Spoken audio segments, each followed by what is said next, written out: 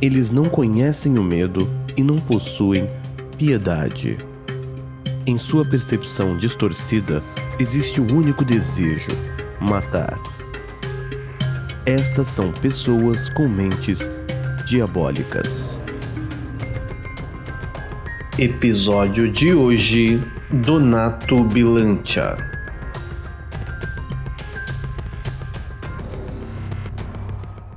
Nascido em 10 de julho de 51, em Potenza, no sul da Itália, Donato Bilancia não teve informações dos nomes dos seus pais divulgados publicamente. Mas quando ele nasceu, o seu pai trabalhava no INAM, que pelo que eu entendi é o Instituto Nacional de Seguro de Saúde da Itália, e a sua mãe era dona de casa. Ele ainda tinha também um irmão 1 ano mais velho do que ele. Quando ele tinha 5 anos, a sua família mudou-se para o norte da Itália, primeiro para Piemonte e depois para Gênova, na região da Ligúria. A sua infância foi completamente preenchida com momentos que ele nunca gostaria de ter vivido, pois ele e o seu irmão muitas vezes eram espancados por coisas insignificantes que aprontavam, que fugiam às regras rígidas ditadas pelo seu pai. Em decorrência disso, com o passar dos anos, Donato desenvolveu enurese. Ele urinava na cama até os seus 12 anos, e durante todo o período em que isso acontecia, ele sofria humilhações dentro de casa, pois a cada momento que isso ocorria, a sua mãe colocava o colchão molhado na varanda para que ele fosse visto pelo irmão e por vizinhos como forma de punição ao garoto. O próprio Donato diz que se sentia derrotado quando percebia que as filhas do vizinho da frente, que tinham a mesma idade que ele, viam o que ele tinha feito e riam. Algumas noites ele até acordava porque percebeu que tinha molhado a cama e tentava secá-la com o calor do corpo, para que pela manhã a mãe não continuasse com as humilhações que ele sofria. Não bastasse isso, durante as férias de verão, quando ele ia para Potenza, na casa de uma irmã do seu pai, ao ir para a cama, lá, sob o pretexto de ajudá-la a se despir, a sua tia puxava sua roupa íntima na frente dos seus 3 primos e mostrava-lhes o seu pênis, que era mal desenvolvido. Seus problemas em casa acabavam se refletindo na escola, pois ele não ia bem nas matérias e não parecia querer se empenhar nos estudos, além de ter se tornado cada vez mais agressivo com seus colegas e, conforme crescia, sempre se envolvia em brigas, o que pode até ser avaliado como um reflexo das humilhações que ele sofria em casa. Em determinado momento, essa raiva e até mesmo essas agressões que o Donato cometia atingiram professores do garoto.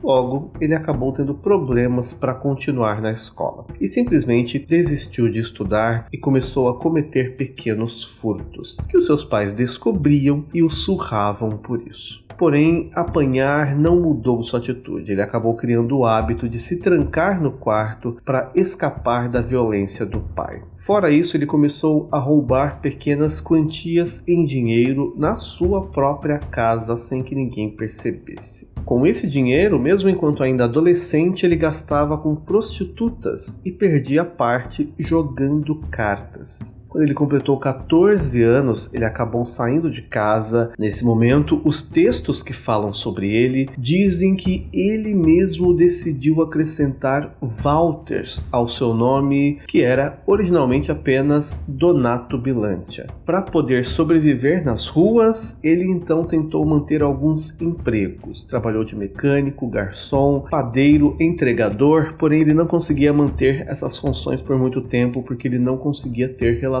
sociais. Ele era de alta irritabilidade e quando cometia algum erro em que era chamada a sua atenção, ele acabava explodindo e começava uma grande discussão e assim perdia o emprego ao tratar os seus chefes com agressividade. Sem conseguir então dinheiro para se manter, o Donato Walter começou a cometer pequenos crimes. Aos seus 16 anos ele roubou um carro para poder pegar o rádio e vender. Ele foi descoberto e preso. Como ainda era menor de idade, ele foi levado para uma instituição correcional, onde, em contato com outros jovens infratores, acabou aprendendo mais sobre a vida de crimes. Quando saiu, mais uma vez ele foi pego pela polícia por roubar uma moto e outra vez pelo roubo de um caminhão carregado carregado de doces de Natal. Mas devido à sua idade, logo era solto novamente. Quando foi em 1974, ele foi pego por posse ilegal de arma. Nesse período, não é muito bem explicado quando e nem exatamente porquê, mas o Donato chegou a ser internado na divisão psiquiátrica do Hospital Geral de Gênova. Não se explica bem se foi em decorrência das prisões e lá ele tinha sido diagnosticado com algum problema, mas de qualquer modo, ele não ficou muito tempo nesse hospital, pois na primeira oportunidade ele acabou fugindo. A sua vida nas ruas continuava depois disso, assim como a sua vida de crimes. Ele ficou preso por mais 18 meses por roubo e outras sentenças por assalto à mão armada. Em uma dessas vezes que ele acabou preso, ele acabou conhecendo um detento que lhe ensinou vários truques de como cometer roubos sem ser descoberto e também como aplicar golpes, além de trapacear em jogos de azar. Ele mesmo diz que esse homem foi um verdadeiro mestre para ele e fez com que os seus crimes sofressem um salto qualitativo, que depois disso ele deixou de ser um bandido pé de chinelo e passou a ser um ladrão profissional. Quando ele saiu da cadeia, ele foi para a França e os inúmeros golpes que ele cometeu lá lhe renderam uma quantidade muito boa de dinheiro que posteriormente ele acabou perdendo em jogos de cartas e com falsos amigos que na primeira oportunidade lhe roubavam. Ele continuou então cometendo crimes do mesmo tipo por lá até ser descoberto, e isso acabou causando a sua deportação novamente para a Itália. Aparentemente não foi só o Donato que teve problemas na infância que acabaram aí afetando os seus anos seguintes, pois em 1982 o seu irmão tirou a sua própria vida. Esse fato ainda se tornou mais trágico porque quando ele fez isso foi junto com o seu filho, que era apenas uma criança. Sabendo da morte do irmão e do sobrinho e a forma como isso ocorreu, foi um fato muito marcante e triste para o Donato, que diz que o irmão era uma das poucas pessoas da família com quem ele ainda tinha uma certa ligação. Em 90, o Donato voltou a ser internado em um hospital, mas dessa vez porque ele tinha sofrido um acidente de carro, onde ele acabou aí ficando em coma. Não se tem muitos detalhes do que aconteceu na vida dele logo após ele sair desse coma e nem quanto tempo ele ficou nesse estado. Mas é dito que quando já recuperado, ele acabou buscando outra forma de ganhar dinheiro, que seria só o jogo de cartas e outros jogos de azar, e acabou se tornando um jogador compulsivo rapidamente. Ele chegou a ganhar algum dinheiro nessas jogatinas, porém ele não conseguia parar, e logo ele perdia mais do que tinha ganhado, e sempre prometia aos seus credores que por mais que ele não tinha o dinheiro ali na hora, ele prometia que iria pagar as suas dívidas e as suas apostas. Como consequência disso, para poder quitar esses débitos, ele se envolvia em outras operações ilegais, digamos assim, pois ele sabia quem ele devia e quem iria cobrar isso e que isso poderia custar a sua vida. Em resumo, ele passou a ser um verdadeiro, vulgarmente conhecido como trambiqueiro golpista, fazendo pequenos crimes, coisas fora da lei, arriscando tudo por pequenas quantias de dinheiro, e isso acabou se tornando parte da personalidade dele. Ele não sabia mais viver sem esse meio de vida. Com o passar do tempo, esses pequenos crimes relacionados aos jogos e às suas dívidas passaram a serem mais graves, pois em 97, durante uma partida de pôquer, ele havia combinado com um amigo chamado Giorgio Centanaro de trapacear, onde ele ajudaria esse amigo a manipular a partida e assim eles ganhariam juntos uma grande quantia em dinheiro. Porém, conta-se que esse amigo dele acabou fazendo algo diferente do combinado, e o Donato, que deveria dividir o prêmio, acabou perdendo com os demais participantes. O jogo tinha um valor de apostas em torno de 200 mil euros. Devido a isso, mais tarde, o Donato então acabou perdendo a cabeça e em 16 de outubro de 97 ele foi até a casa do Giorgio, onde em determinado momento o sufocou com fita adesiva. Quando a polícia investigou essa morte, ficou entendido que o homem tinha morrido de ataque cardíaco, pois segundo a polícia não haviam evidências de que tinha acontecido ali um homicídio.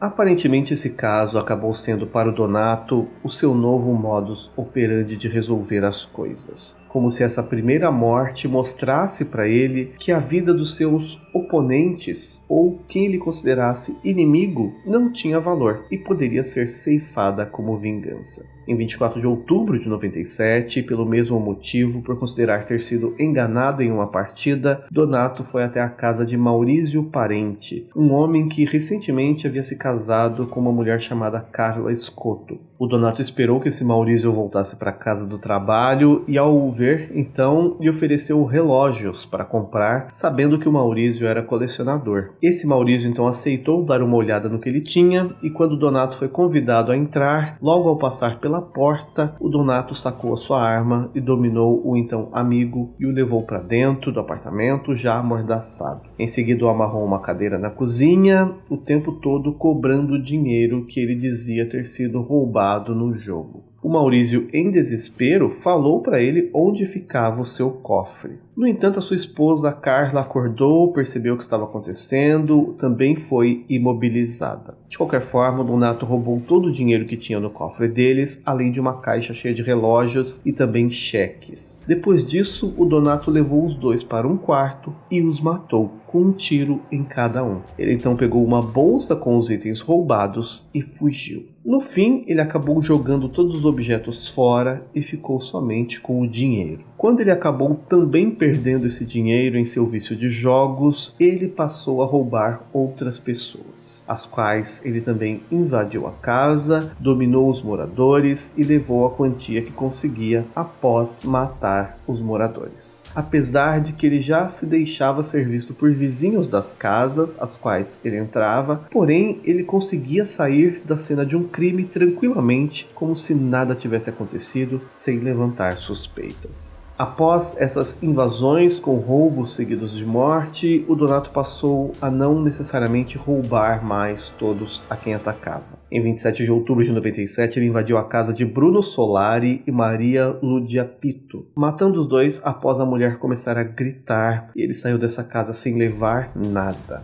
Em 13 de novembro, ele atacou Luciano Marro, que é um doleiro que tinha uma casa de câmbio. Desse homem, o Donato conseguiu roubar o equivalente a R$150 mil depois de matá-lo. Com esse dinheiro, ele conseguiria pagar as suas dívidas e ainda conseguiria se manter um tempo sem precisar roubar. Afinal, nessa época, essa quantia valia ainda mais do que hoje em dia. Porém, em janeiro de 98, o Donato diz que simplesmente decidiu que precisava matar alguém. Afinal, já faziam 2 meses que ele não tinha a sensação que ele aprendeu a gostar. O momento de tirar a vida de alguém. Ele mesmo diz que era como se dentro dele houvessem 2 personalidades. Uma era o Donato, que agia normalmente, era um golpista, mas não era violento. Já o outro era um verdadeiro monstro sedento por matar. Naquela época, o seu alvo foi um vigia noturno, Giangiorno Canu, ao qual ele seguiu e matou quando o homem chegava em casa, e apesar de ele levar a carteira dele, ele não roubou nenhum dinheiro, ele simplesmente jogou fora. Quando foi em março, ele contratou uma garota de programa chamada Stella Truia e a levou até um local isolado, próximo a uma praia, como quem fosse esconder o programa que estava rolando entre eles, até que ele pediu que ela olhasse em direção ao mar. Ele colocou uma toalha sobre a cabeça dela e a matou com um tiro. A partir desse momento, em questão de 2 meses, ele matou mais 9 pessoas. Aparentemente, ele não tinha definido um perfil de vítima que ele buscava, mas sim pelo menos 3 perfis. Eram doleiros, com muito dinheiro para ser levado, guardas noturnos, garotas de programa, e esses homens ele seguia e atacava quando eles estavam desavisados, e as mulheres ele prometia mais dinheiro do que elas cobravam por um programa sexual, e quando estavam isolados, ele então cometia o crime. Conforme esses crimes ocorriam e eram investigados, a polícia começou a associar que pelo menos alguns deles, onde haviam provas, os disparos feitos eram provenientes da mesma arma. Então, pelo menos nos casos das garotas de programa, a polícia começou a considerar que havia um serial killer à solta. Quando foi 24 de março de 98, ele pretendia matar Julie Castro, que é uma mulher trans que fazia programas. Porém, quando ele parou o carro em uma rua isolada, 2 guardas se aproximaram para ver o que estava acontecendo, porque eles sabiam que ali era uma região onde as pessoas paravam o carro para terem relações sexuais. Quando esses homens chegaram no carro, o Donato já estava dominando a Julie com a arma, e vendo que poderia ser pego nesse momento, ele imediatamente atirou nos dois homens que caíram no chão. A Julie então aproveitou e correu do carro. Ele ainda chegou a dar 3 tiros na direção dela, mas ela conseguiu escapar com vida. Com uma vítima que poderia denunciá-lo à solta, o Donato, mesmo já com a sua descrição comprometida, após matar uma outra garota de programa, acabou deixando uma nova vítima viva. Uma mulher chamada Luisa Timinelli, que ao ser ameaçada por ele, disse que tinha que viver para cuidar do seu filho de 2 anos, e o Donato então a deixou ir embora. Mas de repente ele decidiu mudar a sua forma de ataque. Em abril daquele ano, ele decidiu pegar um trem que ia de Spezia para Veneza, onde durante a viagem se aproximou de uma mulher chamada Elisabetta Zopetti, que viajava sozinha. Quando ele viu que essa mulher foi até o banheiro do trem, na porta, quando ela saía, ele mostrou que estava armado e a dominou. Entrou com ela no banheiro e a matou lá dentro, onde ficou com o corpo e só saiu de lá quando o trem parou na estação seguinte. O mesmo foi feito nas semanas seguintes com Mema Valbona e Maria Angela Rupino, a qual, pela primeira vez, o Donato diz que se estimulou sexualmente ao lado do corpo antes de abandoná-lo. Sua última vítima é Giuseppe Mileto. No dia 20 de abril daquele ano, à noite, o Donato parou em um posto de gasolina numa estrada. Após abastecer, ele disse que não tinha dinheiro para pagar no momento, mas que prometia que viria pagar no dia seguinte. O Giuseppe recusou a deixá-lo ir embora e o Donato o ameaçou e o matou, levando também todo o dinheiro que estava com ele. Porém, nesse ataque, como era um posto de gasolina, haviam outras pessoas que conseguiram dizer para a polícia algumas informações do carro utilizado pelo assassino e também alguns detalhes e características do seu rosto, porque a discussão tinha chamado a atenção das pessoas. Nesse momento, então, a polícia percebeu que havia muita semelhança entre esse homem do ataque no posto e o homem que havia atacado Julie e Luisa, as 2 mulheres que haviam sobrevivido aos ataques.